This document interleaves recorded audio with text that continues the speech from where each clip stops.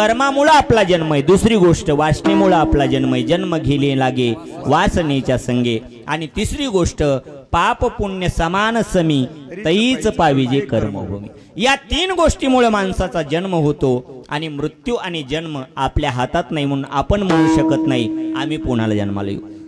बरं साक्षात परमात्मा तरी म्हणू शकतो का मी पुन्हा जन्म घेईल म्हणून? नाही महाराज, त्याचं जन्म घेणंही त्याच्या हातात नाही, त्यांना इथं आणावं लागतं. आणि मग कोण आणतं? हट्ट करतात. कोण? खळे हरिदास दादा खळे हरिदास खळे हरिदास करोनी खळे हरिदास आणि रूपा बळे जय हो करोनी खळे हरिदास करोनी खळे हरिदास करोनी खळे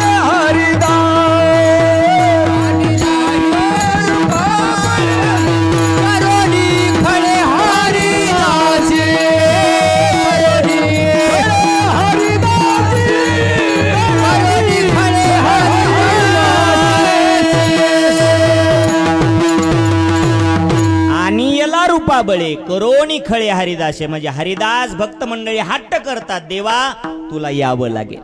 आपण बी हट्टच केला आणि त्याला देवा बोरदीव मध्ये यावं लागेल. भगवान परमात्मा आला महाराज इथे का? हट्ट केला म्हणून. करोनी खळे हरिदासे.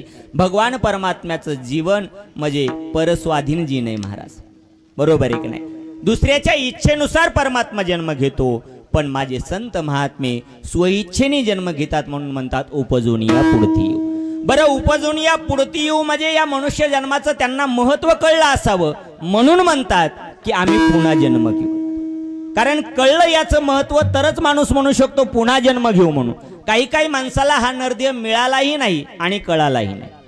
काही जणाला कळाला मिळाला मात्र नाही, काही जणाला मिळाला कळाला मात्र नाही, आणि काही जणाला मिळालाही आणि कळालाही. हे तुम्हाला कळालं का? कळालं ना? ऐका, काही जणाला हा देह मिळालाही नाही आणि कळालाही नाही. कुणाला कळाला नाही? पशु पक्ष्यांना हा देह मिळालाही नाही आणि याचं महत्व त्यांना कळालंय का? एखाद्या गाईला विचारलं का ग तुला मनुष्य देहाचं महत्व सांगता येईल का? सांगेल ती? नाही महाराज. जो तो पशु काय पाप पुण्य जाणती उत्तम मध्यम भोग भोगीती. पशु जे आहेत ना त्यांना या देहाचं महत्व कळतच नाही महाराज. ते त्यांच्या जीवनामध्येच ते त्यांच्या देहामध्ये सुखीत महाराज. त्यांचा देह त्यांना प्रिय. एखाद्या कुत्र्याला दगड मारा ते पळून जातं की नाही? का थांबतं तिथं? का? त्याला त्याचा देह प्रिय म्हणून. मला सांगा, त्यांना मनुष्य देहाचं महत्व कळालंही नाही आणि त्यांना हा देह मिळालाही नाही. काही जणाला हा देह कळाला मिळाला मात्र नाही. कोणाला? स्वर्गातिक देवाला हा देह मिळाला, आपलं कळाला पण मिळाला मात्र नाही महाराज. म्हणून तो स्वर्गातले लोक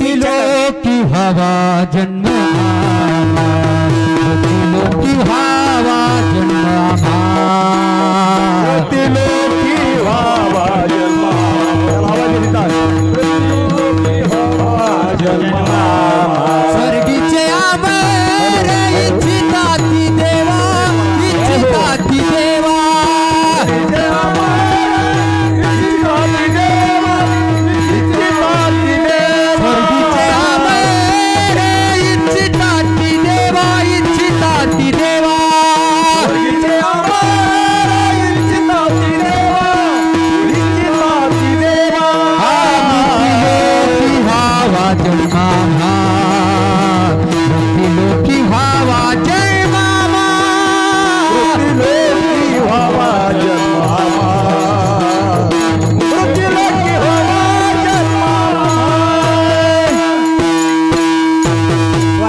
देवाला या देहाचं महत्व कळलंय का? नामस्मरण फक्त या देहामध्ये घडल्या जातं. स्वर्गातल्या देवाला भोग आहेत भरपूर.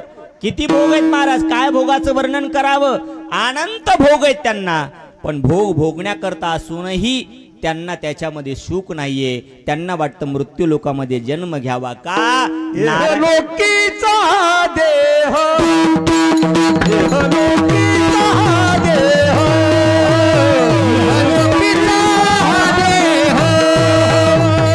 लोकीचा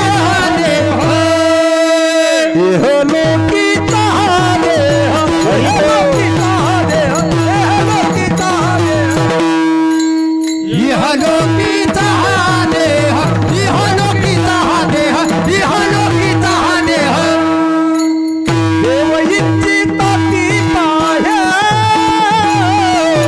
देव इच्छिता ती पाहे धन्य आम्ही जन्मा आलो दास विठोबाचे झालो देव इच्छिता ती पाहे देव इच्छिता ती पाहे धन्य आम्ही जन्मा आलो दास विठोबाचे झालो इहलोकीचा हा देह देव इच्छिता ती पाहे. त्यांना या देहाचं महत्व कळालं, मिळाला मात्र नाही. काही जणाला हा मिळाला, कळाला मात्र नाही. तुम्हा आम्हाला मिळाला हा देह, पण या देहाचं महत्व कळतं का आपल्याला? का? कारण देवाने हा देह आपल्याला दिलेला आहे महाराज. कोणी दिलेला आहे हा देह? देवाने दिलेला आहे. आपल्याला सहजासहजी मिळालेला नाहीये. आणि देवाने हा दिलेला देह कशा करता दिलेला आहे? देवे दिला देह भजना गोमटा भजना गोमटा कोया झाला फाटा बाधिकेचा कोया झाला फाटा बाधिकेचा देवे दिला देह भजना गोमटा भजना गोमटा कोया झाला फाटा बाधिकेचा कोया झाला फाटा बाधिकेचा. देवे दिला देह, देवाने आपल्याला देह दिलाय, पण कशा करता? कोण म्हणलं कापूस चोरायला? कापूस चोरायला? हा? नाही महाराज, देवाने देह दिलाय तो भजना करता दिलाय. आणि कसा दिलाय? तो गोमटा दिलाय. गोमटा औटात का मानव देह अल्लाने तुझ दिया औटात का मानव देह अल्लाने तुझ दिया औटात का मानव देह अल्लाने तुझ दिया हे औटात का मानव देह अल्लाने तुझ दिया खाया पिया सुख से सोया खाया पिया सुख से सोया नाहक जमाना खोया नाहक जमाना खोया मानव देह अल्लाने तुझ दिया औटात का मानव देह अल्लाने तुझ दिया खाया पिया सुख से सोया नाहक जमाना खोया खाया पिया सुख से सोया नाहक जमाना खोया. आऊट हात का मानव देह. आऊट हात का म्हणजे आऊट. आऊट म्हणजे गणित कळतं? आऊट आऊट म्हणजे ते का क्रिकेट मधला आऊट? नाही. आऊट म्हणजे 3.5 हाताचा देह. प्रत्येकाने आपापल्या हाताने मोजायचा. पण 3.5 हातच भरणार, थोडाही मागे आणि थोडाही पुढे भरणार नाही. का? आऊट हात का मानव देह अल्लाने तुझ दिया. पण आपल्याकडनं चूक काय घडली? खाया पिया काय पाणी हा खाया पिया सुख से सोया नाहक जमाना खोया. का आपण असं करतो? आपल्याला देहाचं नाही महत्व कळलं महाराज. किती किमतीचा हा देह माहितीये तुम्हाला? वैज्ञानिकांनी शोध लावला या देहाचा. 220 करोड रुपये किंमत होती या देहाची. किती? 220 करोड एवढी या देहाची किंमत आहे. आपल्याकडनं देवाने काही घेतलं? बरं, एवढा सुंदर देह, इतराचा देह तोही देवानेच दिलेला आहे. म्हशीला देह देवानेच दिलेला आहे, गाईला देह देवानेच दिलेला आहे. पण आपल्या देहाचा विचार केलाय का? किती सुंदर आहे देह. हा, बघितलंय कधी स्वतःला किती सुंदर आहे आपण? हा, किती सुंदर देह. बघा, एका एका गोष्टीचा विचार करा. आणि किती व्यवस्थित पद्धतीने दिलाय बघा तुम्ही. आपल्याला हात दिलेत देवाने, हात देवाने दिलेत ना. हात समजा हे हात दिलेत देवाने, पण नुसते असेच ठेवले असते तर जणू काय लक्ष्म्या बसविल्यात. हे इथं जर वाकलंच नसतं तर, हा, हे इथं फोल्ड झालं नसतं असं तर, हा, आणि परत बघा ना कसं मापात आहे. तुम्हाला माहिती आहे का बरं का बाबूराव, ते पोकलेनचा शोध आहे का? ते कुठून लागला तुम्हाला काय वाटतं? इथूनच आहे हे. ते बघा कोरा असं कसं सगळी कोण हे मिरवत ना, असंच इथं येतं ते पोकले. असंच आहे की नाही? तसा तो शोध याच्यावरतीच लागलाय महाराज. बघा कसा हात मुडपतोय, इथेही असणारा मुडपतोय, एवढा सुंदर दिलाय देह महाराज. बरं मला जरा देवाची थोडी चूक काढाय वाटते का. एवढी गर्दी इथं काय करायची गरज होती. इथंच डोळे, इथंच नाक, इथंच तोंड. मला वाटत होतं जरा कमी करायचा होता इथला माल. हे नाक जरा इथं लय दाटी झाली, इकडे बसवायला पाहिजे होत. लय भारी दिसलं असतं आहे ना. बघूच वाटलं नसतं महाराज माणसाकडे, एवढं विचित्र दिसलं असतं. बरोबर आहे की नाही. बरं इथंच नाक काय, त्याचं कारण आहे महाराज. माल आला की इथं चेक केला जातो. हा चेक नाक आहे. हा माल इथं पाठवण्यास योग्य आहे की अयोग्य आहे हे इथं चेक झाल्या जातं. हे जर इथं असतं तर घास असं करावं लागलं. बरोबर आहे की नाही. ऐका बरं जाऊ द्या, ते दिलंय ठीक आहे, पण हे वरून सायलेन्सर का म्हणून दिले जाऊ. काही गरज आहे का. हे वरूनच आहे ना. खरं श्वासाची क्रिया इथून होते आतून, हे द्यायची काय गरज होती. बरं दिलेत तर हे खाली का म्हणून दिलेत, असे वर द्यायला पाहिजे होते. भगवान परमात्म्याला माहित होतं हे सायलेन्सर जर असे वर तोंड करून गेले तर कीर्तनात सुद्यामतीने माणसं बसायचे नाही. कर्माना गेले की खडे घेतील आणि दुसऱ्याच्या सायलेन्सर मध्ये टाकतील, माती भरतील. म्हणून हे सायलेन्सर खाली टाकले. एक जण म्हणला महाराज देवाला कळतच नाही का. म्हणले हे कानावरचे टरफल उगच दिलेत ना देवाने, उगच दिलेत ना. काय गरज आहे याची. कारण ऐकायची प्रक्रिया तर आतमध्ये होती, हे उगच आहेत ना, कशाला दिले. त्याला म्हणलं अरे बाबा देवाला माहित होतं पुढे चालून लोक मोबाईल जास्त बघणार आहेत, मी सोडून मोबाईल जास्त बघणार आहेत. आणि मोबाईल बघितल्यामुळं दृष्टी कमी होणार आहे. आणि दृष्टी कमी झाली की त्याला काय लावावं लागणार आहे, चष्मा. आणि हे जर दिलं नसतं तर इथं खिळे ठोकून घ्यावं लागले असते दोन, आणि त्याच्यावर अडकावं लागला असता चष्मा. पण देवाला हे सगळं माहीत होतं म्हणून ही वरची बाजू दिली का, चष्मा अडकवण्याकरता तुम्हाला जागा दिली. महाराज देवाने सुंदर देह दिलाय, कशा करता, भजना करता दिलाय. पण आपण भजना करता वापरतो का, नाही ना महाराज. दिले इंद्रिय हात पाय कान डोळे मुख बोलाया वचन, जेने तू जोडशी नारायण नासे जीवपण भोरो. अरे देह दिलाय तो भजना करता दिलाय आणि किती सुंदर दिलाय. ऐका ना, पण आपण काय करतो. महाराजांनी सांगितल्यासारखं खाया पिया आपण व्यसनामध्ये हा देह वाया घालवतोय. महाराज व्यसनामध्ये देह वाया नाही घालवला पाहिजे.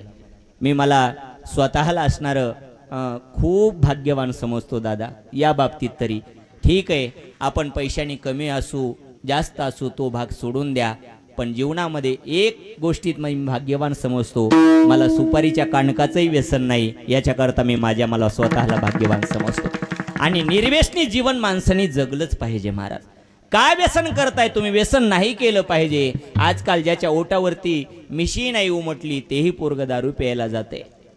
शोकांतिका नाही, शोकांतिकाचे सप्ताह कशा करता करायचे. सप्ताह पैसा जास्त झाला म्हणून नाही करायचे महाराज. सप्ताह याच्याकरता करायचे की काहीतरी परिवर्तन घडलं पाहिजे, याच्याकरता सप्ताह करायचे महाराज. परिवर्तन घडणं महत्वाचे. म्हणून ऐका ना, व्यसन नाही केली पाहिजे. इथं जेवढी तरुण मंडळी ज्यांना आवाज जातोय त्यांना हात जोडून विनंती, जीवनामध्ये काही व्यसन असतील तर सोडून द्या दादांनो. कारण व्यसनापायी जिंदगी बर्बाद होते महाराज. काही एवढे पितात एवढे पितात एवढे पितात, काही समजत नाही महाराज. दोघं जण पिणारे टेरेसवरती झोपले, टेरेसवरती वरती स्लॅबवरती. आणि स्लॅबवरती झोपल्यानंतर थोडासे ठेम ठेम पाऊस पडू लागला. त्याच्यातलं एक जण काय म्हणते, ए उठ. मला का रे, मला आबाळ फाटलंय. काय म्हणते, आबाळ फाटलंय. तेवढ्यात वीज चमकली, वीज चमकल्यानंतर तेच म्हणते, ए जाऊ दे झोप. तो म्हणला का रे, काय नाही म्हणला, इल्डिंगवाले आलेत ते दुरुस्त करून निघून जाले. विठ्ठल विठ्ठल विठ्ठल. अवघड आहे महाराज. दोघ जण पिलेले रस्त्याने चलत होते. रस्त्याने चलता चलता, आता ते काय धोरणात चलत नसतील. तुम्ही म्हणसाल तुला कसं काय माहिती, पाहायला भेटतेत ना रस्त्याने. धोरणाने चलत नसतेत. आपल्या इथले नाही कुठलेच नाही, आपल्या परिसरातले तिकडे सांगतो, उद्या इकडे सांगतो. तिकडे गेल्यावर रोज आणायचे कुठून.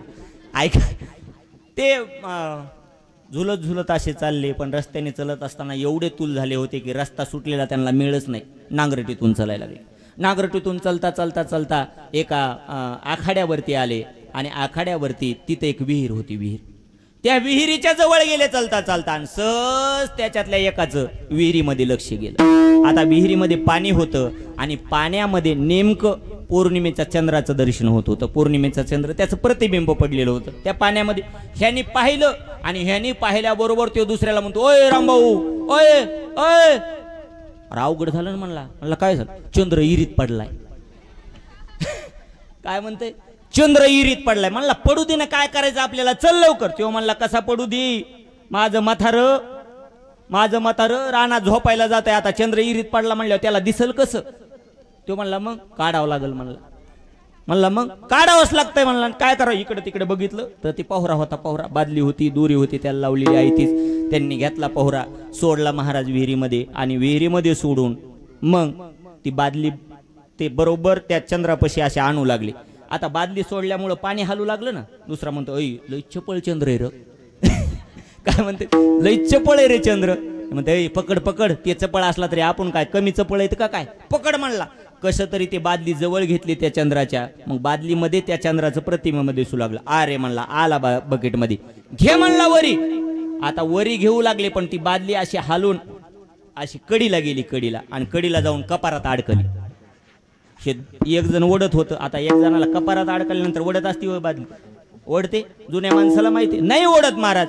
हे म्हणतो, ए चंद्र जरा जडच दिसतो रा, लईच ओझ नाही याचं, एक काम कर तूही ओढू लाग. दोघंही वाढायला लागले. आता किती वेळेस ओढल्यानंतर चंद्र निघल? हा, दोघंही ओढत होते, ओढू लागले पण जास्तच जोर दिला. दोरी जरा कुचकी होती, दोरी तुटली, दिशेने माग आदळले. आता माग पडले ना, असे ओढत होते, माग पडले. लगेच वरती त्यांना वरचा चंद्र दिसला. बघ म्हणला पट्ट्याने काढला का नाही चंद्र? विठ्ठल विठ्ठल विठ्ठल.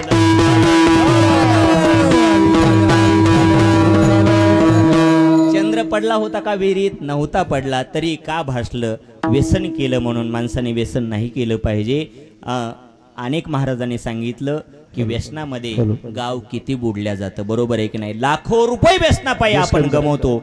व्यसन असणारं केलं नाही पाहिजे. आणि व्यसन जर करायचंच असेल तुम्हाला तर कोणतं व्यसन करा, व्यसन अवश्य करा. पण व्यसन कोणतं केलं पाहिजे? व्यसन हरिनाम घेण्याचं व्यसन केलं पाहिजे. अरे आम्हीही व्यसन करतो पण कोणतं करतो? हे व्यसन आम्हाला आहे ना, आम्ही रात्रंदिवस पळतो पण आम्हाला कधीही असणारं काय, आमचा चेहरा कधीच पडलेला नसतो, हसतमुख असतो. का? आम्हालाही नशा चढलेली. पण कोणती? हरिनामाची नशा चढलेली. ती हरिनामाची नशा एकदा अंगामध्ये बांधली की माणसाला कुठल्याच गोष्टीची कमी पडत नाही महाराज. म्हणून मी सांगत असतो, अरे तू एकाला विचारलं मी, का रे बाबा तू का म्हणून दारू पितो? तो म्हणला, महाराज पिलं ना टेन्शनच जातं. मी म्हणलं टेन्शन जातं पण जोपर्यंत ती हाय आतमध्ये, कारण दारू ही माणसाच्या ब्रेनवरती अटॅक करत असते, ती आपली विचारक्षमता बंद करत असते. म्हणून आपल्याला समजत नाही त्या वेळेला काय घडतंय म्हणून. पण मी त्याला म्हणलं, अरे बाबा पेल्यानंतर टेन्शन जातं हे खरंय, पण कुठपर्यंत? जोपर्यंत ती आतमध्ये तोपर्यंत. एकदा ती उतरली की परत टेन्शन येतच की नाही? म्हणला, महाराज उतरल्यावर टेन्शन येतंय, आपण उतरूनच देत नाही. काय म्हणला? आपण उतरूनच देत नाही. असं नाही केलं पाहिजे महाराज. व्यसन अवश्य करा पण कोणतं करा? तुम्ही कोणतीही शराब पिली, कोणतीही दारू पिली तरी ती काही काळानंतर उतरणार आहे. नशा अशी करा की ती जीवनात उतरली नाही पाहिजे. ऐका, तू कितनीही पावरफुल शराब पी, आधी रात में उतर जाएगी. तू कितनी ही पावरफुल शराब पी, आधी रात में उतर जाएगी. प्याला पियो मेरे श्री राम नाम का, तेरी जिंदगी सबर जाएगी, तेरी जिंदगी सबर जाएगी. अरे जीवन सुधारलं पाहिजे, अशी नशा केली पाहिजे. मला हे सांगायचंय, आपल्याला देह मिळाला, कळाला मात्र नाही महाराज. कारण कळाला असता तर आपण अनठाई तो खर्च केला नसता. म्हणून आपल्याला फक्त मिळाला, कळाला मात्र नाही. पण संत महात्म्यांना तो देह मिळालाही आणि कळालाही, म्हणून तर म्हणतात आम्ही जोनिया पुढती येऊ, जोनिया पुढती येऊ, जोनिया पुढती येऊ, जोनिया पुढती येऊ, जोनिया पुढती येऊ, जोनिया पुढती येऊ.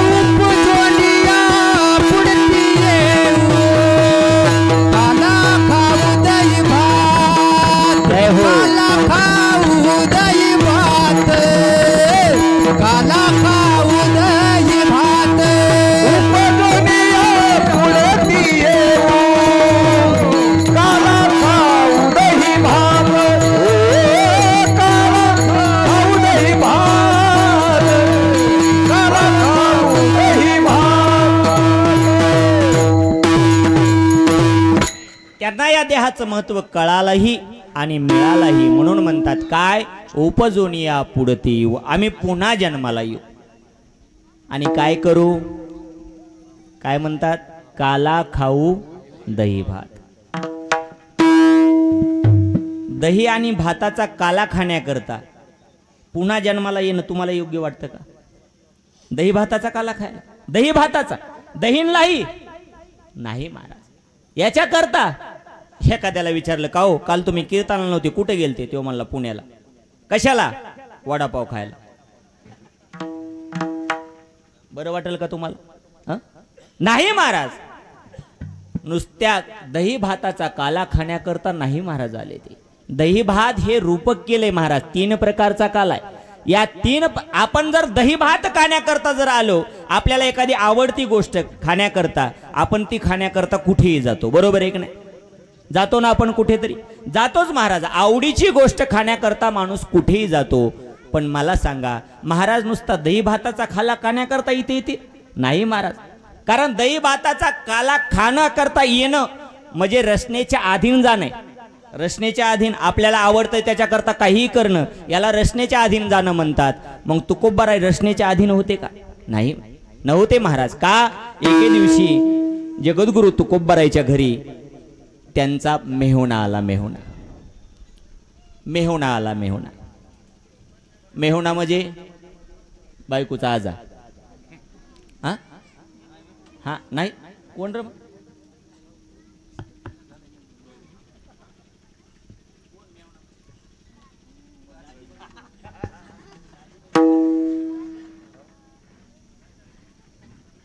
हा बरोबर.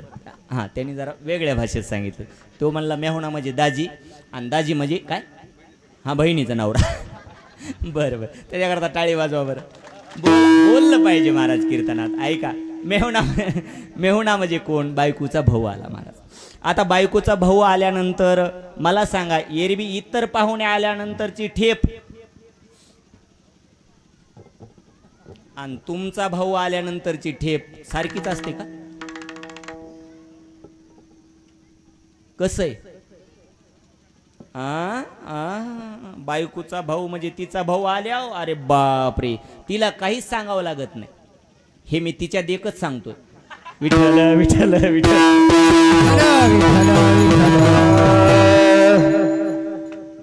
ऐकताय ना?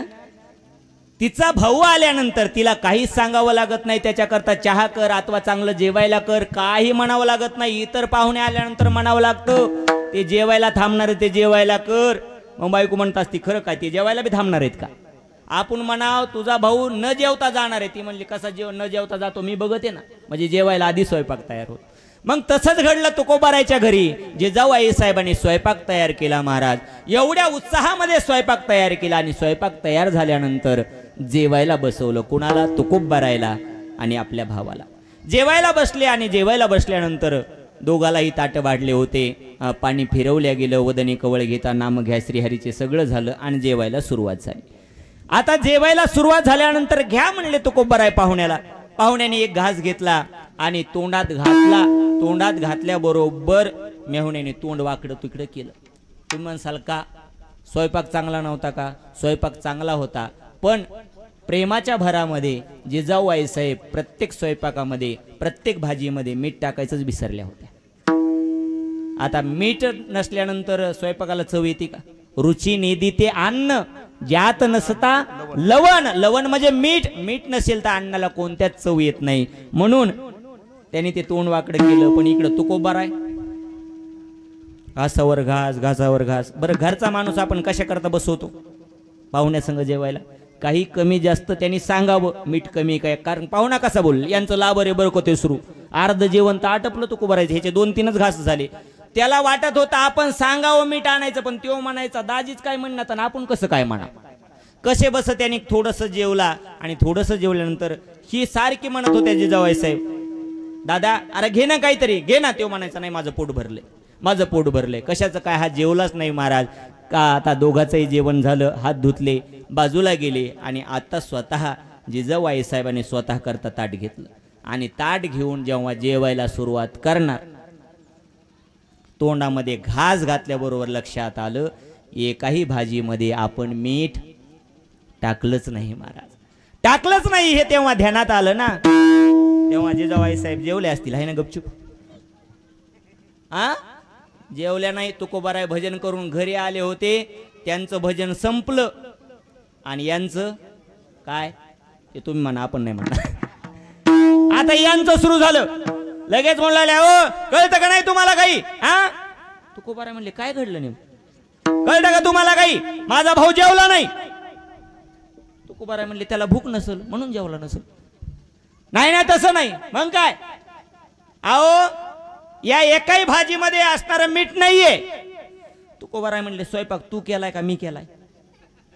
स्वयंपाक कुणी केलाय? तू. भाजीमध्ये मीठ टाकण्याची जिम्मेदारी कुणाची? तुझी. आणि मला मका रागावते तो. म्हणली तसं नाही हो, पण तुम्ही जेवायला बसलेला असताना माझा भाऊ जेवला नाही का? एकाही पदार्थामध्ये मीठ नव्हतं म्हणून तुम्ही सांगायला पाहिजे होतं की मीठ नाही म्हणून. तेव्हा जगद्गुरु तुकोबाराय म्हणू लागले, आवले नाही ना सांगता येत आम्हाला का? कैसे लागते नेनुमुखी मुखी, कैसे लागते नेनुमुखी मुखी, कैसे लागते नेनुमुखी कैसे लागते नेनुमुखी. आता एका तो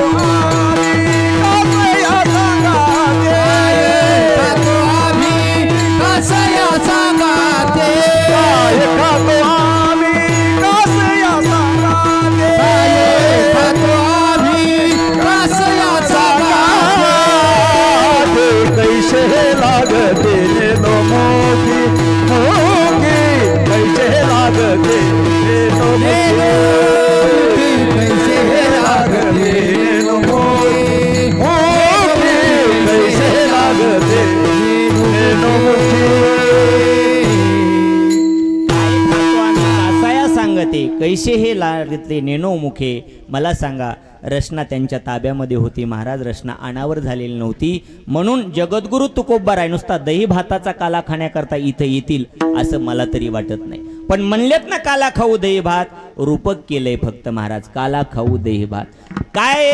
3 प्रकारचा काला आहे. कोणता? दही भाताचा काला. तुका म्हणे काला कोठे अभेद देखिला, जीव ब्रह्माचा ऐक्य तोही काला आहे. आणि तिसरा काला आहे हरिनामाचा खिचडी काला. हरिनामाचा काला. या हरिनाम घेण्याकरता महाराज काय म्हणतात, आम्ही पुन्हा जन्माला येऊ. आपण तुकोबारायला काही गोष्टी विचारू. महाराज तुम्हाला जर पुन्हा जन्माला यायचंच आहे तर आताच जाऊ नका ना, योग्य की नाही? तुम्हाला पुन्हा इथे यायचंय नचय ना, मग आताच जाऊ नका ना. आता जायची काय गरज आहे? जा या परत जन्म घ्या, या गोष्टी कशाला करता? जगद्गुरु तुकोबाराय म्हणतात, ज्या भूमंडळावरती ज्या पृथ्वीवरती आपण राहतो ना, जिथं राहतो माणूस त्या गावचे नियम आपण पाळले पाहिजे. कारण का? ज्या गावामध्ये राहतो त्या गावचे नियम जर आपण पाळले नाही तर आपल्याला त्रास होतो. बरोबर आहे की नाही? मग आपण ज्या गावामध्ये राहतोय, कोणत्या गावामध्ये राहताय? या मृत्यू लोकामध्ये. आणि या मृत्यू लोकाचे नियम आहे काय? प्रत्येकाला इथून जावंच लागतं, मरावंच लागतं. म्हणून आम्ही म्हणतो की मरायचं आणि पुन्हा जन्माला यायचं, उपजून या पुढते येऊ. ठीक आहे महाराज. आणखी आपण तुकोबारायला म्हणू, तुकोबाराय तुम्ही पुन्हा जन्माला यायचं का म्हणताय? त्याचं कारण जगद्गुरु तुकोबारायने सांगितलं. बघा तुम्ही, एखादा मुलगा आहे. आता ह्या मुलाला सांगितलं आपण गावातून पळत पळत चक्कर मार, आणि त्याच्याबरोबर एखाद्या वृद्ध माणसाला सांगितलं तुम्ही पळत पळत जाऊन चक्कर मारून या. कोण आधी? होय म्हातारा माणूस? कोणी? मीच येणार. का? कारण तरुणा माणूस जास्त पळू शकतो, म्हातारा माणूस तेवढा पळू शकत नाही. एकदा वय झालं की माणसाकडनं भजन घडल्या जातं का? नाही घडल्या जात. म्हणून हा देह, हा अवतार, आम्ही आता वय झालंय म्हणून हा अवतार संपू आणि पुन्हा नव्या जन्माला येऊ, उपजून या पुढती येऊ, काला खाऊ दही भात. महाराज मग तुम्ही पुन्हा जन्माला येऊ म्हणताय, इकडे यायचं म्हणताय, त्याच्यापेक्षा एक काम करा. तुम्हाला काय खायचंय? काला खाण्याकरता इथं यायचंय ना, मग तुम्ही जिथं ना तिथंच तुम्ही तो काला करा ना. एक काम करायचं, तुमच्याकडे मोबाईल असेलच, तो मोबाईल घ्यायचा. तुम्हाला असा जर काला करता येत नसेल तर मोबाईलवरती जायचं, ते यूट्यूब उघडायचं. यूट्यूबवरून जर लिहिता येत नसेल तर त्या माईकला टच करायचं आणि फक्त एवढंच बोलायचं, काल्याची रेसिपी. काला कसा तयार केला जातो एवढंच फक्त बोलायचं. तिथं लगेच युट्यूबला अनेक व्हिडिओ पडतील, तसाच काला तुम्ही करायचा. महाराज म्हणले तसं नाही ना, तिथे काला नाही असं नाही, पण असा नाही. वैकुंठी तो ऐसे नाही, वैकुंठी तो ऐसे नाही, वैकुंठी तो ऐसे नाही, वैकुंठी तो ऐसे नाही, वैकुंठी तो ऐसे नाही, वैकुंठी तो ऐसे नाही, वैकुंठी तो ऐसे नाही, वैकुंठी तो ऐसे नाही, वैकुंठी तो ऐसे नाही, वैकुंठी तो ऐसे नाही, वैकुंठी तो ऐसे नाही, वैकुंठी तो ऐसे नाही. कवल काही काल्याचे, कवल काही काल्याचे, वैकुंठी तो ऐसे नाही, वैकुंठी तो ऐसे नाही, वैकुंठी तो ऐसे नाही. कवळ काही काल्याचे, कवळ काही काल्याचे, वैकुंठी तो ऐसे नाही, वैकुंठी तो ऐसे नाही, वैकुंठी तो ऐसे, वैकुंठी तो ऐसे. काय इथे यायचं महाराज, तिथेच काला करा ना. महाराज म्हणतात तिथे काला नाही असं नाही, पण असा काला नाही. वैकुंठी तो ऐसे नाही, कवळ काही काल्याचे. का? वैकुंठामध्ये फक्त परमात्मा आहे आणि काला करण्याकरता दोन गोष्टीची आवश्यकता आहे. कोणत्या? एक तर संत आणि दुसरा देव. वैकुंठामध्ये देव आहे आणि संत इथे मृत्यू लोकामध्ये आहेत. म्हणून देव, तुम्ही म्हणसाल मग देव वैकुंठात संत इथं, मग कसं काय काला होईल? महाराज म्हणतात इथल्या सुखाकरता देव वैकुंठ सोडून इथे आला. इथे सुखा कारणे देव विरावला,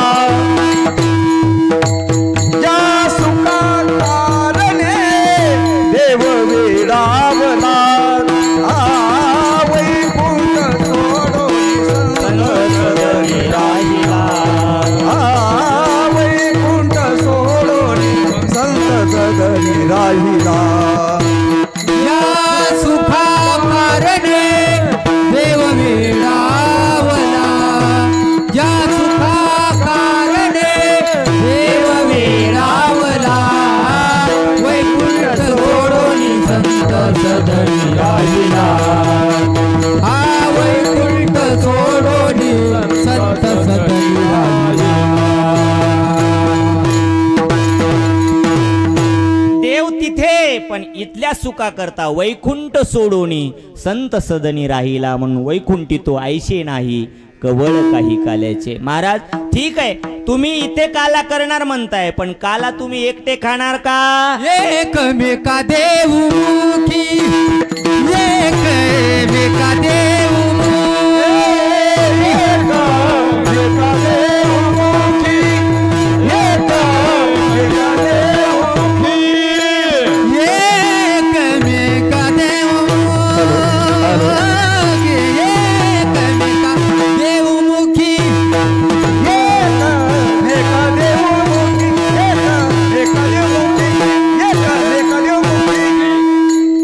सुखे घालू हुंबरी, सुखे घालू हुंबरी, वैकुंठी तो ऐसे नाही, वैकुंठी तो ऐसे नाही. सुखे घालू हुंबरी, सुखे घालू हुंबरी, वैकुंठी तो ऐसे नाही, वैकुंठी तो ऐसे नाही, ऐसे नाही, वैकुंठी तो ऐसे. एकटे खाणार का महाराज तुम्ही? महाराज म्हणतात नाही ना, एकटं खाणं हा पशुधर्म आहे आणि वाटून खाणं हा मनुष्य धर्म आहे. माणसाकडे एखादी खाण्याची वस्तू जर असेल तर ती माणसाने एकट्याने नाही खाल्ली पाहिजे, ती वाटून खाल्ली पाहिजे. वाटलं पाहिजे अनेकाला. का? ते वाटलं तर तो प्रसाद होतो आणि एकट्याने खाल्लं तर ते अन्न होतं महाराज.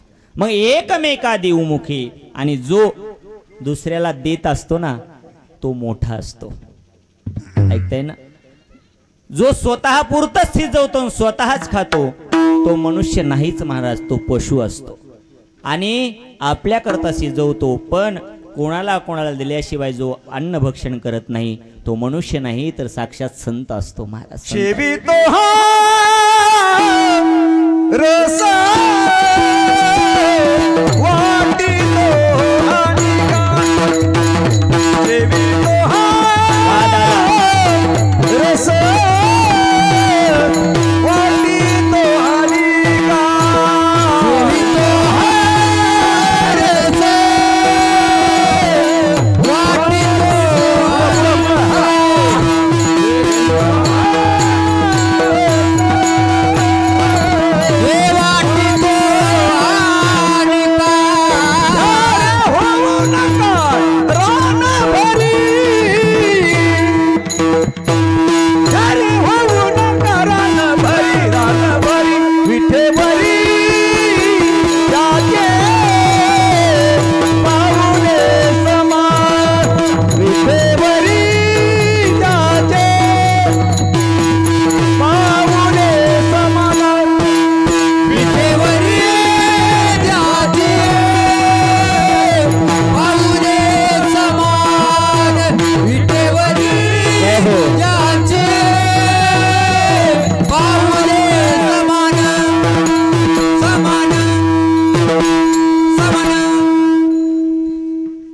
दादानी काय ठरवलंय आज काय माहिती. दादा म्हणतात माझ्या वाघाचं कीर्तन आहे आज, त्याच्यामुळे मी म्हणतोय. ऐका, एकटं खाणं सेवितो हा रस वाटितो अनेका, घ्या रे होऊ नका रान भरी. आणि जो दुसऱ्याला देत असतो, दुसऱ्याला खाऊ घालत असतो तो देवत्वाला प्राप्त होत असतो. एके दिवशी देवाचे आणि राक्षसाचं भांडण सुरू झालं. कशा करता? राक्षस म्हणायचे आम्ही मोठे आहेत, आम्ही श्रेष्ठ आहेत, आणि देव म्हणायचे नाही तुम्ही श्रेष्ठ नाहीत, आम्ही श्रेष्ठ आहेत. आता हे भांडण मिटवण्याकरता कोणाकडे जावं लागेल म्हणून ते भगवान परमात्म्याकडे गेले, विष्णूकडे गेले, भगवंताकडे गेले. भगवंता, राक्षस म्हणायचे देवा सांगा आम्ही श्रेष्ठ आहेत, आम्ही मोठे आहेत. देव म्हणायचे नाही आम्ही श्रेष्ठ आहेत कारण आम्ही देव आहेत. विष्णू म्हणायचे सांगा भगवंता तुम्ही सांगा आमच्यापैकी कोण श्रेष्ठ आहे. तेव्हा भगवंत म्हणले सांगू, पण आता तुम्ही दुरून आलात खूप, एक काम करा, मी स्वयंपाक बनवायचा सांगतो आचार्याला, तुम्ही जेवण करा आणि जेवण झालं की मी तुमच्या प्रश्नाचं उत्तर देतो, पण आधी जेवून घ्या, खूप दुरून आलात तुम्ही आणि सकाळपासून भांडताय याचा अर्थ रिकामं झालं असेल सगळं. थांबा जरा थोडंसं, तुमचं भांडण मिटवतो, तुमचं उत्तरही देतो प्रश्नाचं, पण थांबावं लागेल थोडंसं. म्हणजे काही हरकत नाही, थांबतो, जेवण करू आणि नंतर उत्तर द्या. स्वयंपाक करायचा सांगितला महाराज राक्षस आणि देवापुरता. स्वयंपाक तयार झाला आणि तयार झाल्यानंतर देवाने सांगितले हे बघा देवांनो राक्षसांनो स्वयंपाक तयार झालाय, पण आधी कुणी बसायचं ते ठरवा. आता हे भांडण लावायचंच काम नव्हतं. आधी कुणी बसायचं ते ठरवा. राक्षस म्हणले पहिल्या पंक्तीला बसाय, शेवटच्या पंक्तीचं काही खरं नसते, काय उरत का नाही खायला, असं कोण म्हणलं? हा ते तुम्हीच म्हणा, मी नाही म्हणा. शेवटच्या पंक्तीचं काही खरं नसतंय, आधी जेवायला बसू आपण. देवा म्हणले ठीक आहे. देवाला कोणवलं, देवानो तुम्ही शांत राहा, बसू द्या यांना. पण म्हणले नुसतं बसायचं नाही, ताट वाढले सगळ्याला आणि ताट वाढून पाणी फिरून सुरुवात करणार. एवढ्यात विष्णू भगवान परमात्मा म्हणलं ए थांबा. काय थांबा म्हणलं ना, तुम्ही काय प्रश्न विचारलाय? कोण श्रेष्ठ, तुम्ही श्रेष्ठ की देव श्रेष्ठ? आता ऐका, असं जेवता तुम्हाला येणार नाही. का? मी याच्यामध्ये परीक्षा ठेवली. काय परीक्षा आहे? काही नाही. तेवढ्या सेवकाला सांगितलं त्या वेळूच्या कामट्यांवर एवढ्याले लाकडं आणले होते असे एवढ्याले, आणि ते लाकडं आणून सांगितलं प्रत्येक राक्षसाच्या हाताला बांध. ते बी कुठं? जिथं लवतोय ना जेवतानी तिथं बांधायचं सांगितलंय कामट्या. आता इथं कामट्या बांधल्यानंतर लवल का? इथं कामट्या बांधल्यानं सांगितलं तुम्हाला 10 मिनिटाचा वेळ आहे, 10 मिनिटामध्ये तुम्हाला काय जेवायचं ते जेवा. कामट्या इथं बांधल्या आणि काय जेवायचं ते जेवा. लय जेवता आला असेल ना त्यांना. कशाचं काय महाराज, राक्षस घास उचलायचे इथून सोडून द्यायचे, काहीच्या नाकात, काहीच्या डोळ्यात, काहीच्या कानात इकडे, कशाचं जेवण होतं महाराज? 10 मिनिटं झाले, लगेच आवाज दिला भगवान परमात्म्याने, तुमची वेळ संपली, उठा तुम्ही. पुरवण्या बिरवण्या काही राहिल्या असल्या शिल्लक राहू द्या, पण उठा, तुमची वेळ संपली.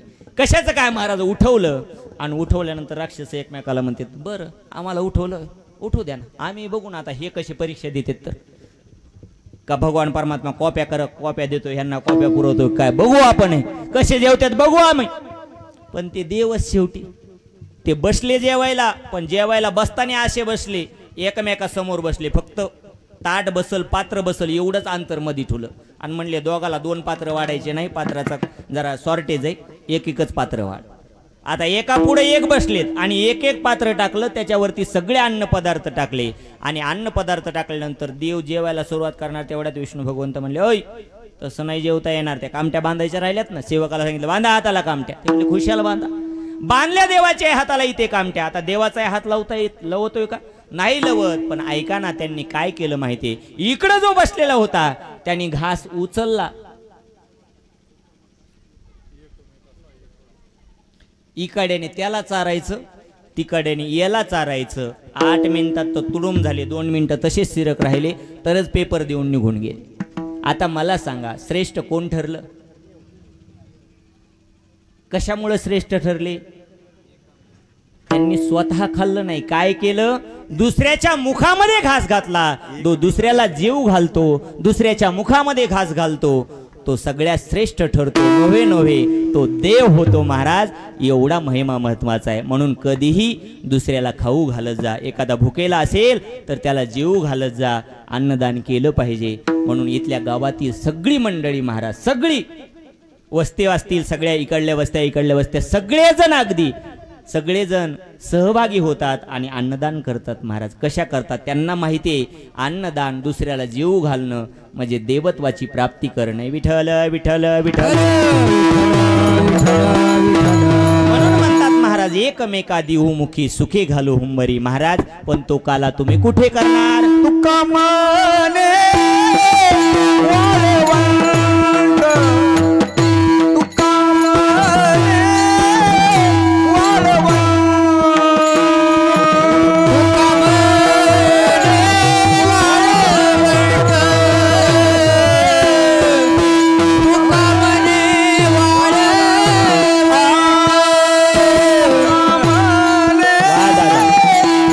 वाळवंट, तुका माने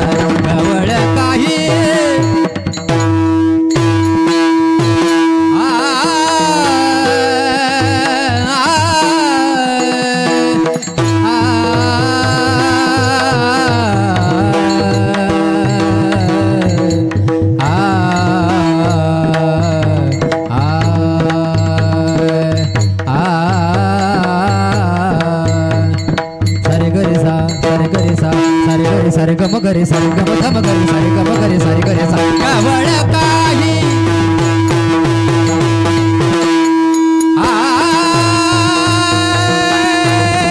रे ना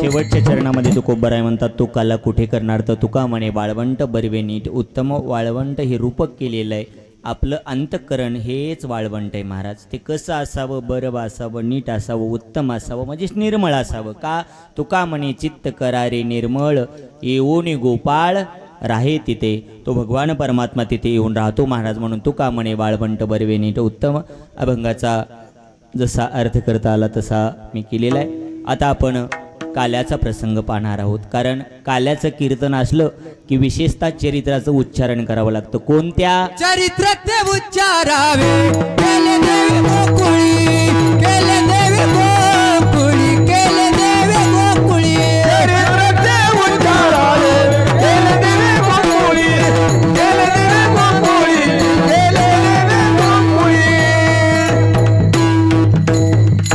भगवान परमात्म्याच्या चरित्राचं उच्चारण करावं लागतं आपण 15 मिनिटामध्ये त्या भगवान परमात्म्याच्या चरित्राचं उच्चारण करणार आहोत भगवान परमात्मा अवतार घेतो कधी अवतार घेतो पापी जे अभक्त दैत्य जे मातले धरणीशी झाले ओझे त्याचे म्हणून भगवान परमात्म्याने अवतार घेतला तो वसुदेव देवकीच्या पोटी तोही कुठे घेतला तर बंदी शाळेमध्ये का कंसाला मारण्याकरता अवतार घेतला होता का कंस पापी होता म्हणून महाराज जन्म झाल्याबरोबर भगवान परमात्म्याची मूर्ती 8 वर्षाची मूर्ती झाली आणि 8 वर्षाची मूर्ती झाल्यानंतर आता बंदीखान्यामध्ये होते महाराज कोण वसुदेव आणि देवकी त्यांना असं वाटत होतं की हा मूल आपलं जन्माला आलंय पण आता याला कुठे लपवावं असा प्रश्न पडला होता पण त्याच वेळेला भगवान परमात्मा 8 वर्षाची मूर्ती झाली आणि मूर्ती होऊन माझा भगवान परमात्मा बोलू लागला हे बघा काळजी करू नका तुम्ही फक्त एक काम करा तुम्ही मला इथे ठेवू नका नंदाच्या घराला नंदाच्या घराला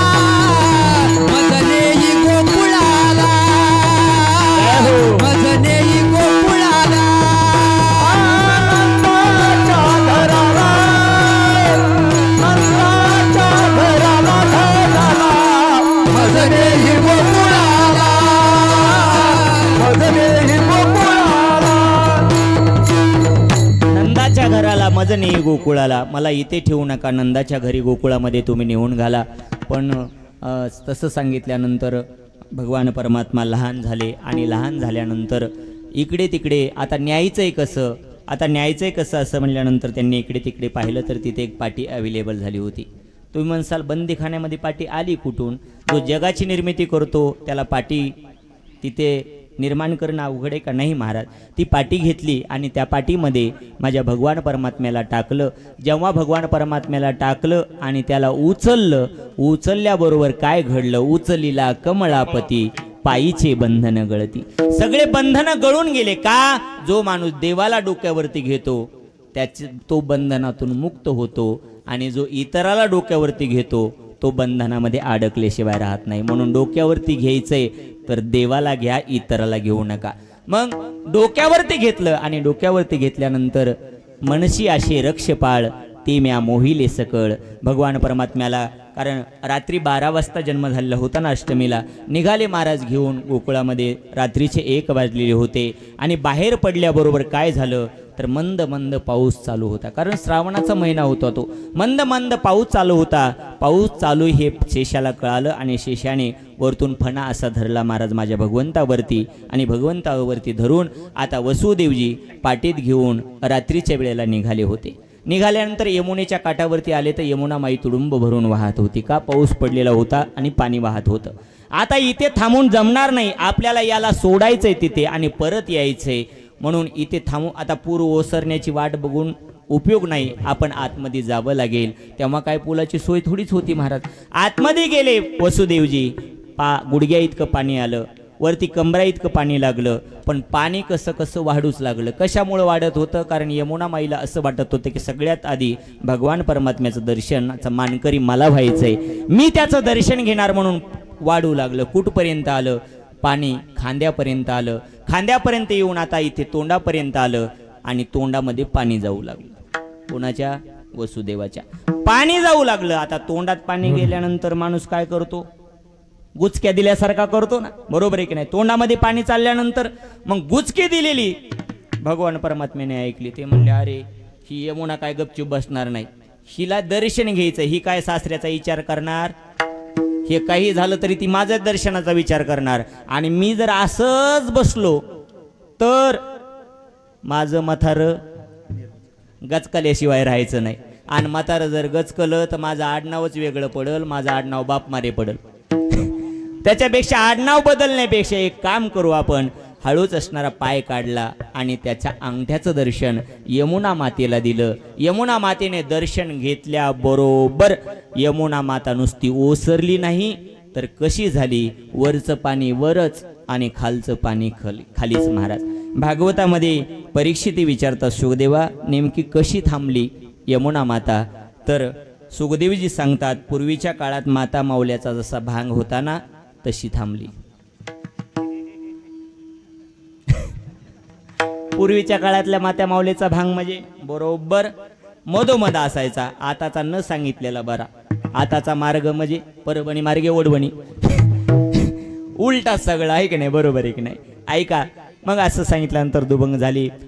तिथे भगवान परमात्म्याला आणलं गोकुळामध्ये, नंद बाबाच्या वाड्यामध्ये त्याला सोडलं यशोदामाईपाशी. आणि तिथं जी माया जन्माला आली होती तिला घेतलं. मायेला घेऊन परत वसुदेवजी कुठे आले तर मथुरेमध्ये आले. आणि मथुरेमध्ये येऊन जेव्हा त्या मायेला तिथे ठेवलं, मायेचा अंगीकार केला, बंधन आपोआप जोडल्या गेली महाराज. बंधनं पडली, साखळ्या पडल्या आणि माया रडू लागली.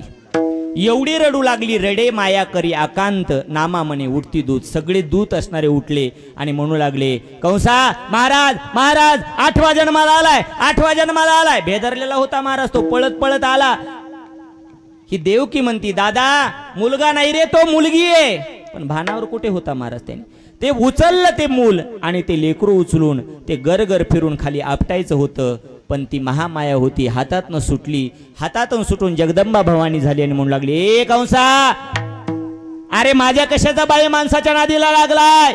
तुझ्या करता तुझा वध करणारा माझ्या आधी जन्माला. तुझ लागी वधी उपजला माझ्या आधी, उपजला माझ्या आधी, उपजला माझ्या आधी.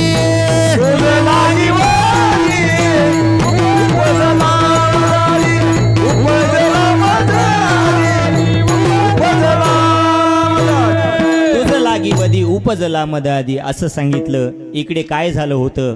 सकाळी सकाळी एक दासी यशोदामाईच्या रूममध्ये आली. तर यशोदामाईला आणखी जाग नव्हती आलेली आणि त्याच वेळेला तिच्या शेजारी एक लेकरू खेळतं हे जेव्हा दिसलं दासीला ना, दासी यशोदामाईला उठवत नाही बसली. ती कोणाकडे पळाली? ती नंद बाबाकडे पळाली. नंद महाराज, बाबाजी बाबाजी बाबाजी. बाबाजी नेमकेच आंघोळ झाली होती, मेकअप करत होते, फेटा बांधत होते. वय झालेलं होतं, वयस्कर होते महाराज, अगदी 70-80 वर्षाचं वय. आणि दासी का ओरडते, बाबाजी बाबाजी बाबाजी. दासीला विचारले, पागल झाली का? का ओरडते तू? बाबाजी. अगं सांग ना काय? बाबाजी. काय झालं सांग. बाबाजी आपको लाला भयो, तुम्हाला मुलगा झालाय. वैशेची शेवटी, वयाच्या शेवटी मुलगा झालाय हे कळल्यानंतर नंद बाबा उड्या मारू लागले महाराज. किती आनंद झाला एकट्या नंद बाबाला. बरं तिथेच बोलून ती थांबली का? नाही महाराज, सगळ्या गोकुळामध्ये फिरू लागली आणि गवळणीला सांगू लागली, गोपी झाला गोळासा रागल मला झाला या गोकुळ नगरीला, गोकुळ नगरीला कृष्ण जन्मला गसये वद अष्टमीला, जन्मला गसये वद अष्टमीला, कृष्ण जन्मला गसये वद अष्टमीला. गवळण म्हणती ग म्हणती गवळणीला, पुत्र झाला यशोदेला. म्हणती ग म्हणती गवळणीला, पुत्र झाला यशोदेला.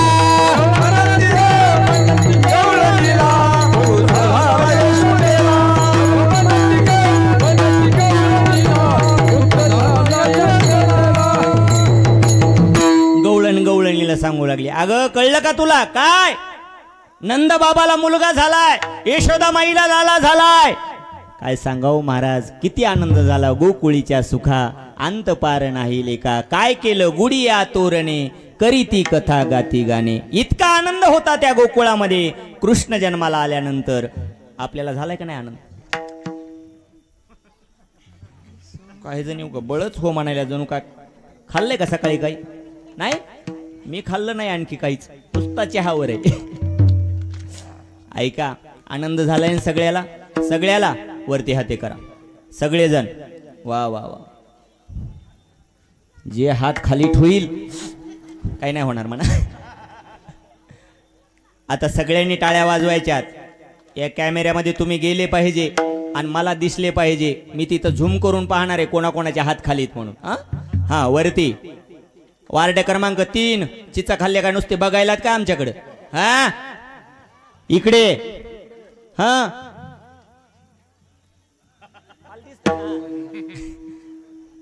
किती सांगू मी, किती सांगू मी सांगू कुणाला, किती सांगू मी सांगू कुणाला.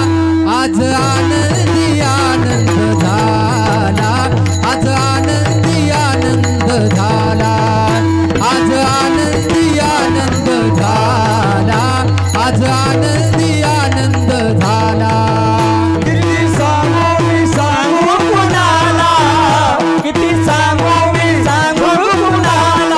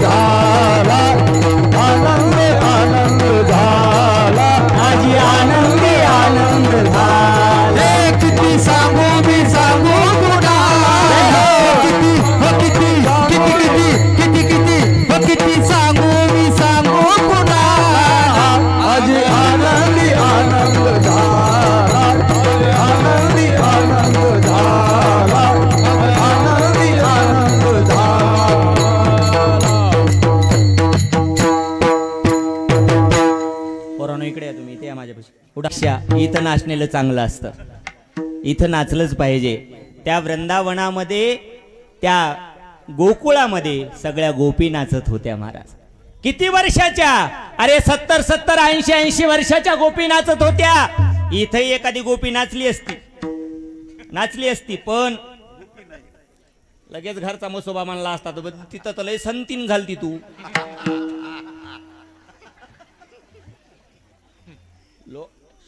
ऐका, माझ्या बोलण्याचा राग येईल तुम्हाला, पण आपल्या महिला डीजे मध्ये नाचल्याच नाही पाहिजे, अजिबात नाचलं नाही पाहिजे. आपण कुलवान घराण्यातले, डीजे मध्ये नाही नाचलं पाहिजे. आजकाल आपल्यामध्ये प्रथा सुरू झाली, हळदीला डीजे लावायचा आणि डीजे मध्ये नाचायचं. नाही नाचलं पाहिजे, अजिबात नाचलं नाही पाहिजे. पण आता पूर्वी कसं होतं माहिती का? पूर्वी स्वयंपाक घरच्या महिला करायच्या, इथं बोलू नाही ते, पण वरातीत नाचण्याकरता कुठल्या महिला आणायच्या? बरोबर आहे की नाही? नाचकाम करणाऱ्या महिला आणल्या जायच्या. आता स्वयंपाका करता आणि नाचायला, अरे तिथं नाचत असताना कुणी दारू पिलेलं असतं. बरं तिथं नाचणं काय चांगलं असतं का? हावभाव काय केल्या जातात, गाणे तरी किती विचित्र असतात, गाणे ऐकावेसे तरी वाटतात का? इथं नाचणं कधीही चांगलंय. इथं नृत्य नक्कीच केलं असतं, पण म्हणलं ना तुम्हाला की इथं नाचलं की घरची कुटी खातील. आताच नाही, पूर्वीपासून चालत आलं हे. तुमच्याच वाट्याला आहे असं म्हणू नका, पूर्वीपासून चालत आलंय ते. नावं ठेवतातच लोक, पण नावं जरी ठेवत असले तरीही भगवान परमात्म्याकरता कोण नावं ठेवतंय याचा विचार नाही करायचा. आणि इथे कथेमध्ये कीर्तनामध्ये अवश्य आपल्याला जेवढं शरीर झिजवता येते तेवढं झिजवलं पाहिजे. म्हणून मला सांगायचंय, गाऊ नाचू विठू तुझा करू. वा, गाऊ नाचू विठू तुझा करू अनुवाद, नाचलं पाहिजे. अरे राज दरबारातली राजकन्या, आपण तर लय छोटेशेत. राजकन्या मीराबाई राजकन्या होती. हरि गुण गावत नाचूंगी मैं, हरि गुण गावत नाचूंगी, हरि गुण गावत नाचूंगी मैं, हरि गुण गावत नाचूंगी, हरि गुण गावत नाचूंगी मैं, हरि गुण गावत नाचूंगी, हरि गुण गावत नाचूंगी मैं, हरि गुण गावत नाचूंगी.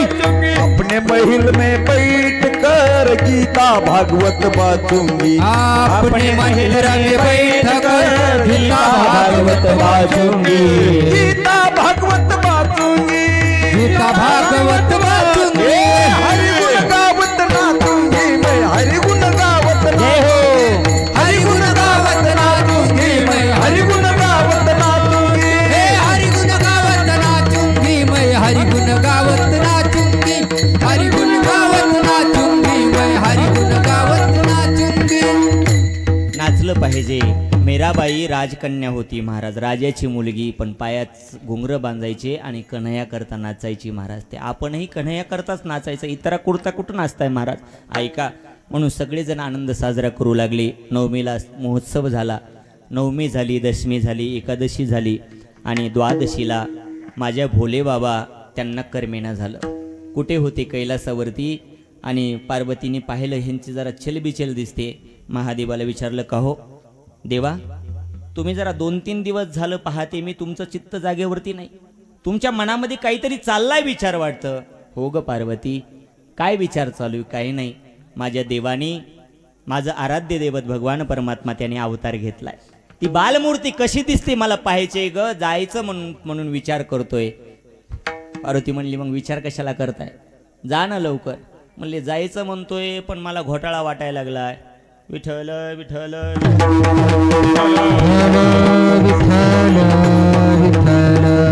जायचं म्हणतोय पण मला घोटाळा वाटायला लागलाय. काय? मी तिथं गेलो आणि तिथे गेल्यानंतर त्याला बघण्याकरता आज बारी लागलीये, त्याला पाहण्याकरता सगळ्या गवळणी येतात, पण मी जर तिथं गेलो आणि लोकांनी जर मला पाहिलं तर मला त्याला बघायचंय, ते सोडून लोक माझ्या दर्शनाला बारी लावतील. भोले बाबा आले म्हणल्यानंतर मग काय करावं? पार्वती म्हणली, अहो काय तुम्हाला काही कळतं का नाही? असं कोण म्हणली? अशा सगळ्याच पार्वत्या म्हणतात.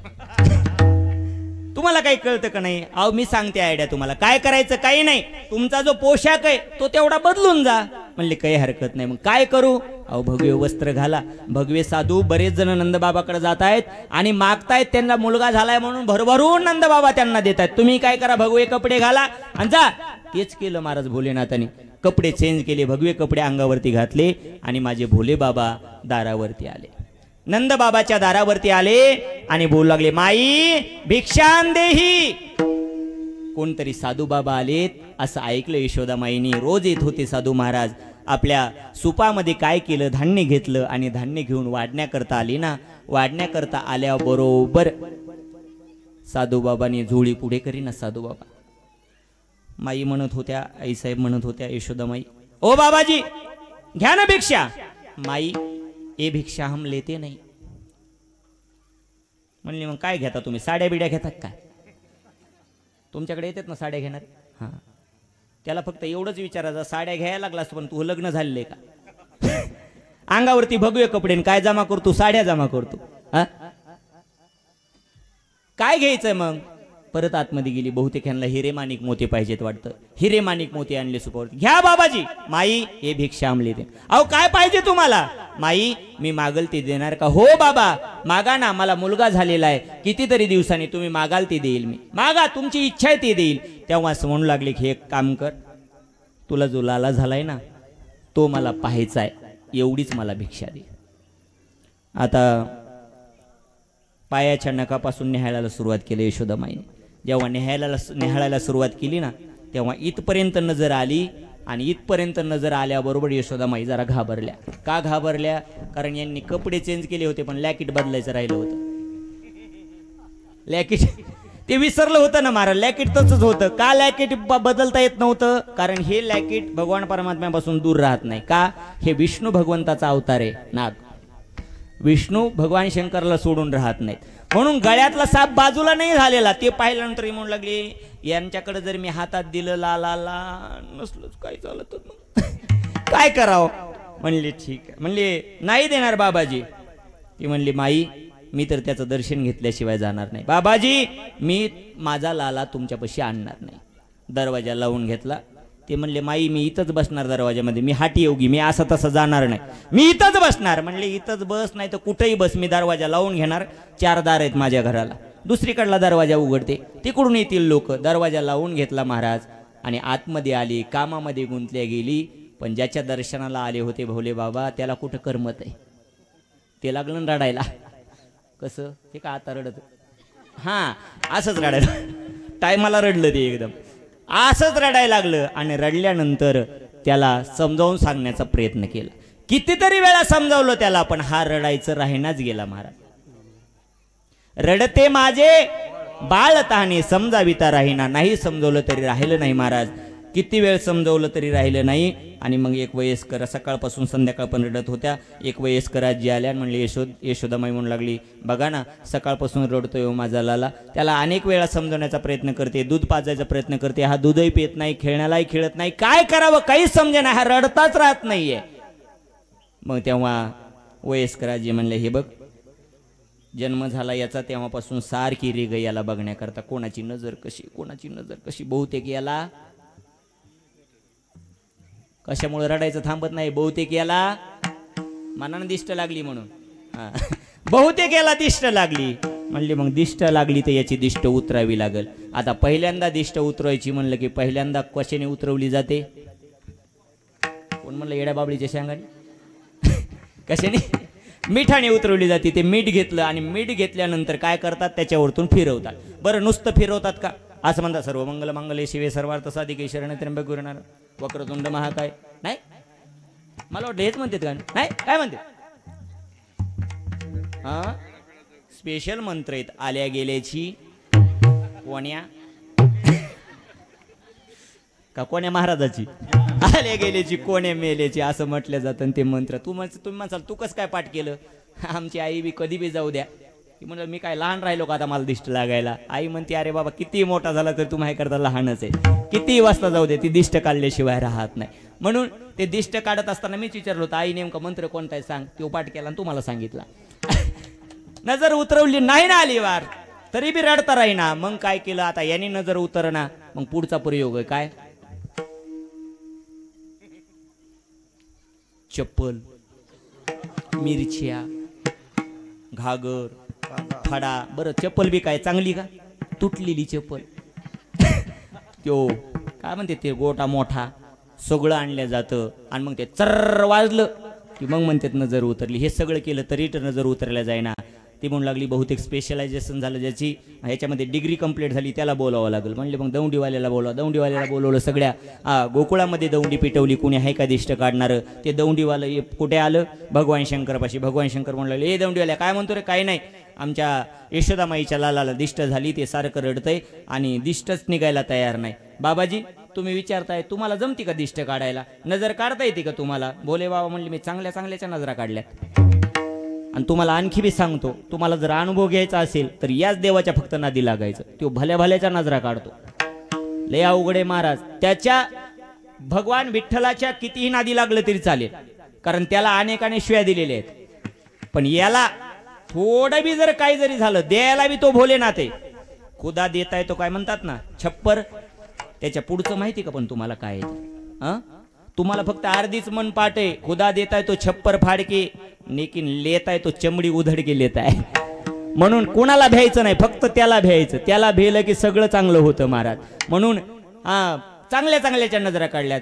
बरोबर ठीक आहे. पटकीने आतमध्ये गेला. यशोदाबाईंनी कोणी भेटलं का नाही? म्हणले भेटलं, पण ते दरवाजा जिकडून लावलेला आहे ना तिकडं नाही का ते बाबाजी बसलेले, ते म्हणते बाबा नजर काढते. म्हणले ते म्हणजे अवघड झालं आता. ज्याचा कटाळा. दरवाजा उघडला गेला. बाबा काय साहित्य आणावं लागेल? म्हणले काही साहित्य लागत नाही आपल्याला, फक्त एक काम कर. काय करायचं? काही नाही, फक्त त्या लालाला, त्या कृष्णाला ज्याला दिष्ट लागली त्याला माझ्याकडे दे. ती म्हणली दूर बसते ना मी. म्हणले अजिबात दिष्ट उतरत नाही, मग माझ्याजवळ द्यावं लागेल. म्हणले ठीक आहे. पुढून भोलेनाथ बसले, इकडनं यशोदामाई बसली. जड अंतकरणाने त्या कन्हैयाला रडणाऱ्या उचललं महाराज, जड अंतकरणाने, आणि उचलून हळूच हातामध्ये दिलं भोलेनाथाच्या. भोलेनाथाने जवळ हाताचा स्पर्श झाल्याबरोबर सकाळपासून रडणार हे काळ सकाळपासून रडत होतं, पण हाताचा स्पर्श झाल्याबरोबर शांत झालं आणि हसायला लागलं. पण घोटाळा असा झाला, हे हसायला लागलं आणि ते रडायला लागलं. कोणतं? ज्यांनी मांडीवर घेतलंय ते रडायला लागलं. इथे विचारतात नेमका भाव काय आहे? याच्याकरता भोले बाबा रडू लागले. कन्हैया मला दर्शन व्हावं याच्याकरता दिवसभर रडला श्रीकृष्णा. दिवसभर डोळ्यातनं पाळी गाळलंस. किती दिवसाचा आहे तू? फक्त 4 दिवसाचा. पण तुझ्या भोलेनाथाला दर्शन व्हावं याच्याकरता रडलास की रे कन्हैया? किती रडलास रे? दिवसभर रडलास, पण देवा मला तुम्ही दर्शन दिलंच म्हणून डोळ्यातनं पाणी येत होतं. कन्हैया हसत होता. का हसत होता असणारा कन्हैया? याच्याकरता हसत होता. भोले बाबा शेवटी हट्ट केला, पण माझं दर्शन घेतलंच तुम्ही. असा दर्शनाचा हा कार्यक्रम पूर्ण झाला. त्यानंतर भगवान परमात्मा आता मोठे होऊ लागले. मोठे झाल्यानंतर भगवान परमात्म्याने काय केलं? सगळे गोपाळ जमा केले आणि गोपाळ जमा करून सगळ्याला सांगितलं, ए पोरांनो एक काम करा, आपल्याला संघटना करायची. ते म्हणले ठीक आहे, काय हरकत नाही. संघटना तयार झाली. पहिली संघटना जर कोणी तयार केली असेल तर माझ्या भगवान श्रीकृष्णाने. त्याच्यानंतर संघटना दुसऱ्या निर्माण झाल्या. पण पहिल्यांदा संघटन म्हणजे काय, एकत्र राहणं हे आपल्याला कोणी शिकवलंय? तर माझ्या भगवान कृष्णाने शिकवलंय. आपल्या अनेक संत महात्म्याने सांगितले की तुम्ही आम्ही सगळे एकत्र राहा, एकत्र राहा. कारण एकत्र राहिला तर कितीही मोठा आपण सोहळा साजरा करू शकतो. म्हणून सगळे तरुण मंडळी, गावातली सगळी वयस्कर मंडळी, सगळ्यांनी, महिला भगिनींनी सगळ्यांनी एकत्र आलं पाहिजे आणि हा सोहळा केला पाहिजे. एकत्रित राहण्याचं शिकवलंय तर कोणी? माझ्या भगवान कृष्णाने शिकवलंय. म्हणून भगवान श्रीकृष्णाने संघटना निर्माण केली. संघटनेचं नाव होतं चोरी कर्म संघटना.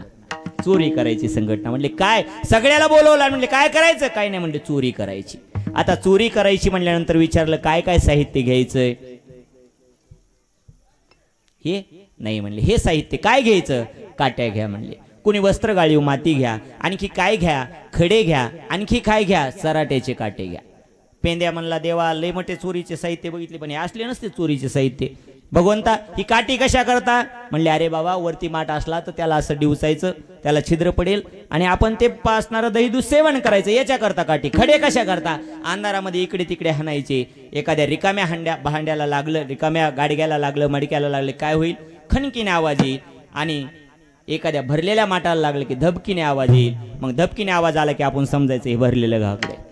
मग काय करायचं? ते फोडायचं आणि खायचं. ते म्हणले पण हे वस्त्र गाळीव माती कशा करता?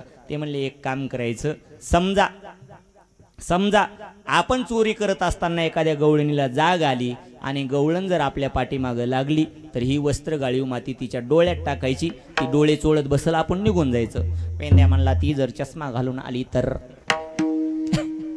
ते म्हणले ती जर चष्मा घालून जर आली ती तर मग एक काम करायचं, हे सराट्याचे काटेत ना, सराट्याचे काटे हे काय करायचे, फेकायचे सराट्याचे काटे.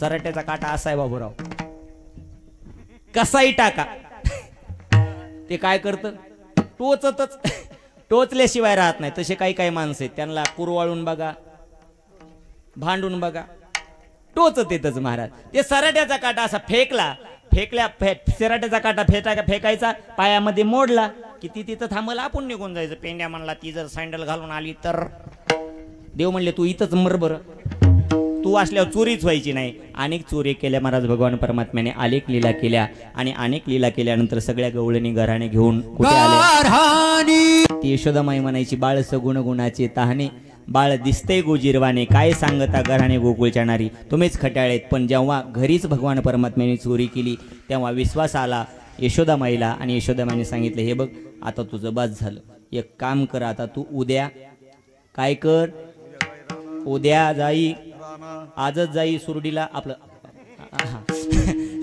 बास झाला आता सप्ताह निघ. ऐका काय सांगितलं, उद्या जाई राणा सवे घेऊन गोधना. आणि सकाळी सकाळी भगवान परमात्म्याने सगळ्या गोपाळाला जमा केलं.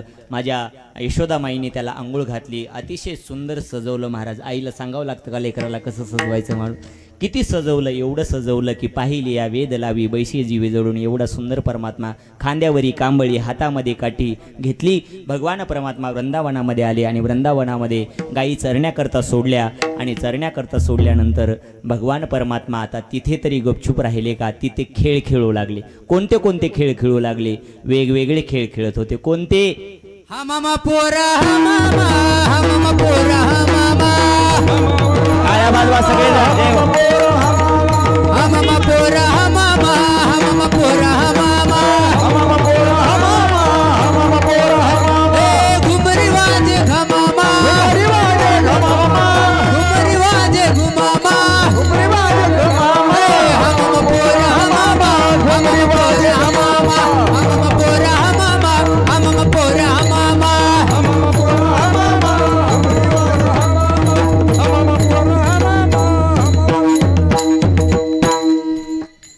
म्हणायचं होतं कारण हमाम पोरा हमामा, आबग दुबग तिबग पोऱ्या, अशा अनेक खेळ भगवान परमात्म्याने खेळले. आणि भगवान परमात्म्याने एक खेळ तिथे खेळला होता, चेंडू फळी नावाचा. चेंडू फळी म्हणजे आजचं क्रिकेट. आपण फक्त चुकीचं वागतोय, आपण म्हणतोय हा खेळाचा निर्माता कोण आहे, इंग्लंड आहे असं म्हणतो. खेळाचा निर्माता इंग्लंड नाही, खेळाचा निर्माता माझा भारत देश आहे आणि माझा भगवान परमात्मा आहे. चेंडू फळी पूर्वी म्हणल्या जातं, आता क्रिकेट म्हणल्या जातं. महाराज अनेक खेळ खेळले आणि खेळ खेळल्यानंतर सगळ्या गायी जमा केलेल्या होत्या, सगळ्याला पाणी पाजलं आणि गायी शांत झाडाखाली झोपल्या. आणि त्यानंतर मग भगवान परमात्म्याला काही गोपाळ म्हणू लागले, हे बघ गोपाळा, हे बघ भगवान परमात्म्या खांदी भार पोटी काय कीर्तनाचे सुख, आपण कीर्तनाचे नाही, काय खेळायचे सुख, खांदी भार पोटी भूक, काय खेळायचे सुख, तुका म्हणे आता खेळ मोडावा परता. सगळे खेळ संपले आणि त्यानंतर भगवान परमात्म्याने काय केलं, सगळ्याला भुका लागल्या होत्या म्हणून सगळ्याची शिदोरी एकत्र केली. एकत्र करत असताना तुकोबारायला इतर काही गोपाळाला म्हणत होते की एक काम कर, तू तुझ्या घरी माझे आयशे आहे तैसे पाहे, नाही तरी घरा जाय. पण तुकोबाराईसारखे काही भक्त होते, तुका म्हणे हरी माझे कोणी नाही घरी, नका करू दुरी मज पाया वेगळे, भगवान परमात्मा तूच फक्त आहे माझा. म्हणून असं म्हणल्यानंतर म्हणले ठीक आहे, काही हरकत नाही. भगवान परमात्म्याने सगळ्याची शिदोरी एकत्र केली आणि एकत्र करून सगळ्याला असणारं गोल चक्राकार बसवलं, कमलाकार आकाराचं बसवलं. आणि कमलाकार आकाराचं बसून भगवान परमात्मा त्यांना काला वाटू लागला, विठ्ठल विठ्ठल विठ्ठल.